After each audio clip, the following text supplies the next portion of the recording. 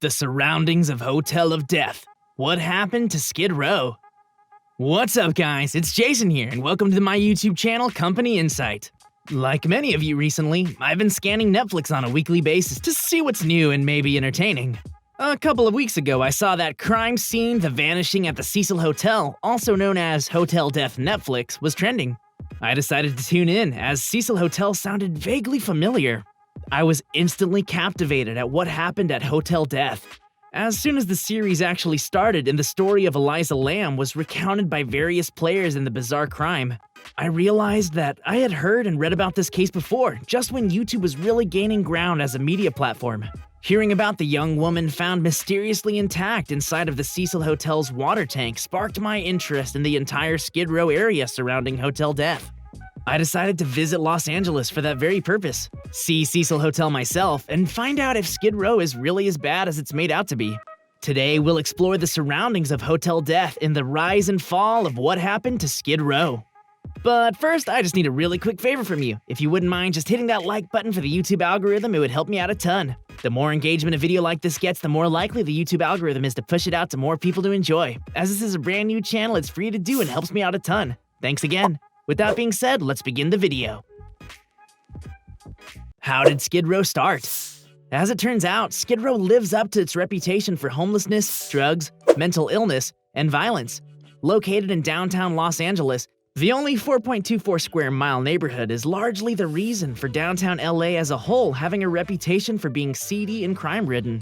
While you may think that Skid Row has come about as a result of a tech boom-fueled rise in the cost of living, the neighborhood has actually been a homeless mecca since at least the 1930s. Some would argue that the origins of Skid Row began even earlier, in the late 1800s. So you may wonder, why is Skid Row called that? Or what's Skid Row mean? At the time in Seattle, there was an actual road called Skid Row, named as such because loggers would drag or skid fresh logs down the road to the nearest lumber mill, until the logging boom ended and the term Skid Row became code for a neighborhood you didn't want to visit, much less live in. This inevitably brings us back to the very simple question of, how did Skid Row even come about in the first place? Perhaps it can be traced back to as early as 1876, when Los Angeles became the last stop on the recently built Transcontinental Railroad. Just as today in the United States, many bus and train stops have become sites for vagrants and illicit activity. The railroad stop in LA became a stomping ground for men who hid in empty train cars to avoid paying the fare or simply didn't have the money to pay it. As the population of mostly men engaging in delinquent and criminal behavior increased on First and Los Angeles, even then known as the Hobo Corner, the Union Rescue Mission, now known as the Mission, the Midnight Mission, and the Salvation Army also set themselves up near that corner. All three organizations attempted to preach the Christian faith to those on the lowest rung of society, as well as provide shelter and meals to many. To accommodate the influx of travelers and settlers to the city, saloons, brothels, and single-room occupancy budget hotels started popping up around this. Conditions in Skid Row did not improve. In fact, matters took an even worse turn when the Pacific Electric Railway Company opened up another railway station in 1902. Where was this new station located? You guessed it, in close proximity to Skid Row. You put all that together, and this is what gets built. It wasn't intended, it wasn't sold to the voters this way, but that's what happened. Cementing its reputation in the 1900s. Nothing helped reduce the problem of crime in the early 1900s. Many transients seemed to feel a sense of anonymity because there were so many people coming in and out of Los Angeles, if not the West Coast generally. The government did try to reduce crime by, for instance, installing streetlights and cracking down on homeless transients in 1906. Rather than reduce crime, the transients simply moved further east to modern-day Skid Row. As the 1900s gained steam and eventually collapsed into the Great Depression by 1930, Skid Row saw a further injection of single men fleeing their home states to look for work. When they realized that Los Angeles suffered from the same fate of joblessness as the rest of the United States, it was often too late. Without savings, family and friends, or job prospects, the men found themselves on Skid Row, utilizing the Mission and Salvation Army to feed and house themselves. If not, they slept rough on the streets. Containment of Skid Row. The downward trajectory of the neighborhood continued despite the post-World War II housing boom of the 1950s. More missions now joined the scene. Good News, Lower Lights, and the Emmanuel Baptist. In the 1960s, the city cracked down on the single-room occupancy hotels that were cheaply priced and cheaply maintained. The hotels' inattention to fire and safety codes meant that the city simply shut many of them down. The closure of nearly half of the housing that Skid Row residents relied on meant that the population on the streets only increased. Throughout the 60s and the 70s, the city tried to enforce Municipal Code 41.18d, stipulating that no person shall sit, lie, or sleep in or upon any street, sidewalk, or other public way.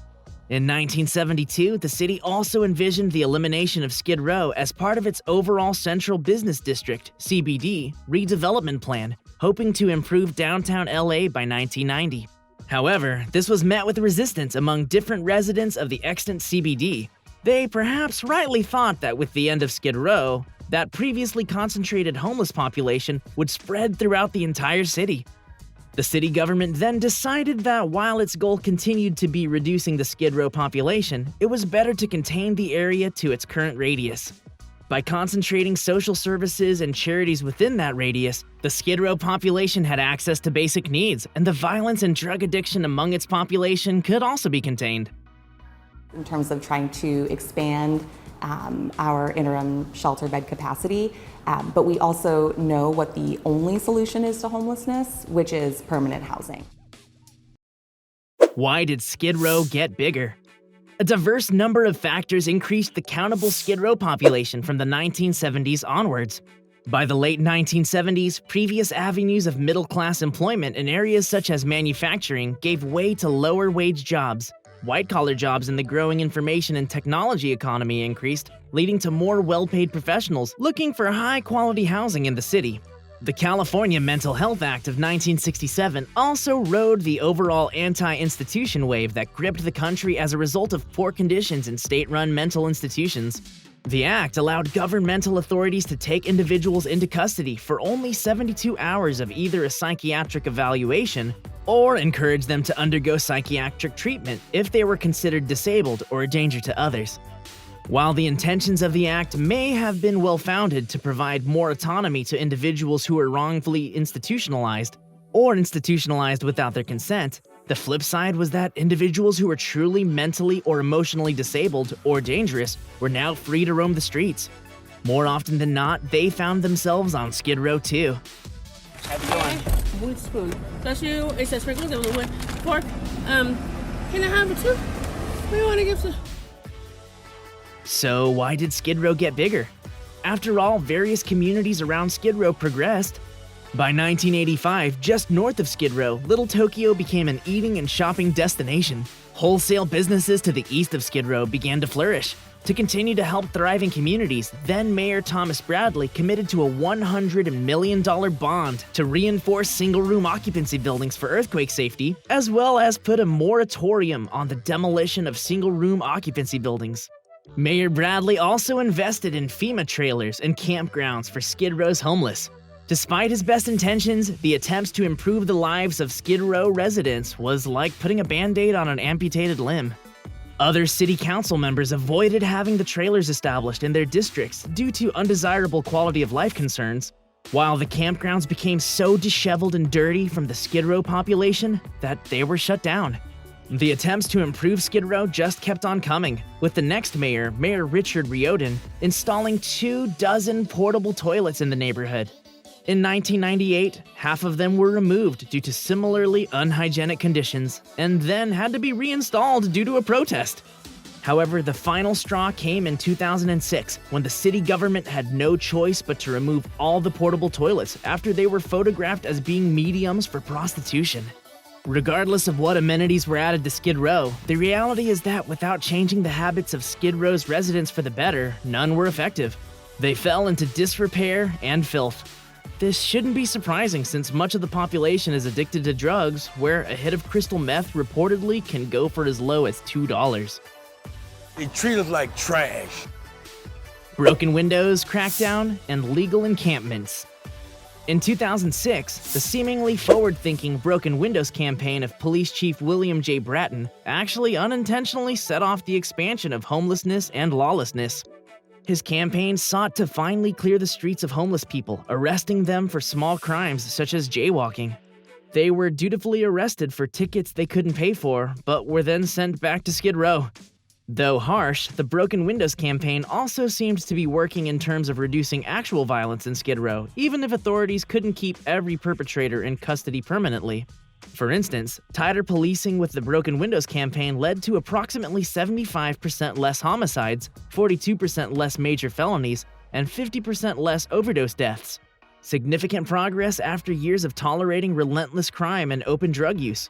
At the same time, the county publicized its plan to build 5 homeless shelters throughout the region and dedicate $100 million to do so. While many in the county and the city did not like Skid Row, they also did not like the idea of having a homeless shelter in their neighborhood. How big is Skid Row? Either way, the city couldn't win.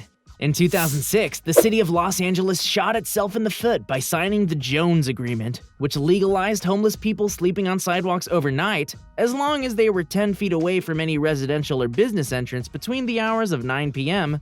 and 6:30 a.m. The result? An explosion of urban blight and makeshift homes almost everywhere within the city limits of Los Angeles. While that rule may be enforced from time to time, as anyone who has actually driven through LA recently can tell you, the homeless have set camp anywhere and everywhere, including near businesses and residential homes. And the problem hasn't gotten any better since 2006. As of 2020, an estimated 12,000 homeless individuals passed through Skid Row. According to other estimates, about 5,000 semi-permanent residents call the area home. This is the Tenderloin, and what they live here is what residents call the Tender Life. How dangerous is Skid Row? So, how dangerous exactly is Skid Row, LA?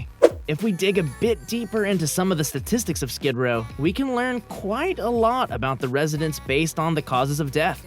The Los Angeles County Department of Health reports that drug and alcohol overdosing was the biggest cause of death at 27%, closely followed by violence at 24%, heart disease at 24%, transportation-related injuries at 9%, murder at 6%, and suicide finishing at 5%.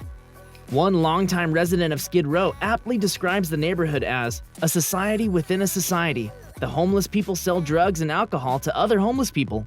For activists who claim that the ills of Skid Row residents is largely due to societal failure to help them, that same longtime Skid Row resident observes that there's no love for anybody. There'll be someone who is passed out drunk getting robbed, and everyone will just stand there and say, "Oh, look, they're robbing Jimmy."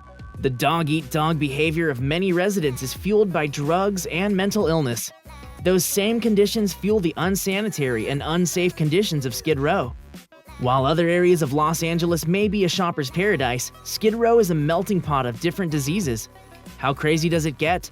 Well, typhus was almost eradicated in most developed countries, including the United States. However, as recently as 2018, 167 cases were confirmed on Skid Row. Given the littered needles and abundance of rats and roaches, combined with no showers and restrooms due to safety reasons, there have also been cases of tuberculosis, staph, and hepatitis A. And also there's a lot of typhus, even the plague is coming back. It's kind of crazy. A lot of abscesses, all kinds of sores are on people. Staph infection. Yeah, and people are, they're not taking care of themselves. It's too bad. No easy solutions. It's incredible how the Hotel Death Netflix took me down the rabbit hole from Cecil Hotel all the way to understanding the complexities and seriousness of Skid Row. It may be easy to blame the city and state governments, or to blame the city residents who wanted to help the homeless but not be anywhere near where they actually lived, or to blame the residents of Skid Row itself. Perhaps it may be more fruitful for the government and working city residents to come to a compromise on how to tackle the larger issue of homelessness that is only highly visible because Skid Row is so concentrated.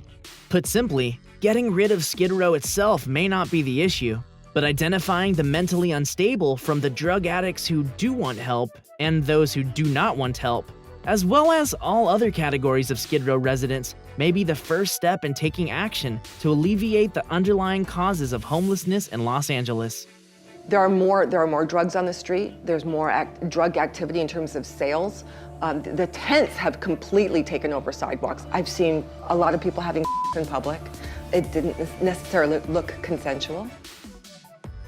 I mentioned some pretty serious topics in this video. If you or a loved one ever need help, please do not hesitate to reach out. I will do my best to reply to comments here on YouTube, but of course you should call the Suicide Prevention Hotline and other resources in your area. So with that said, thank you so much for watching my video. There was a significant amount of research and production that went into making this video possible, so if you wouldn't mind giving the video a thumbs up and leaving a comment in the YouTube section below, it would really help me out a lot, as this is a brand new channel. Have you seen Crime Scene: The Vanishing at Hotel Death? Have you been to Skid Row? Be sure to check out some of my other videos like the Rise and Fall of New York and the Rise and Fall and Rise Again of Britney Spears. Thank you again for watching and stay tuned for another episode of Company Insight next week.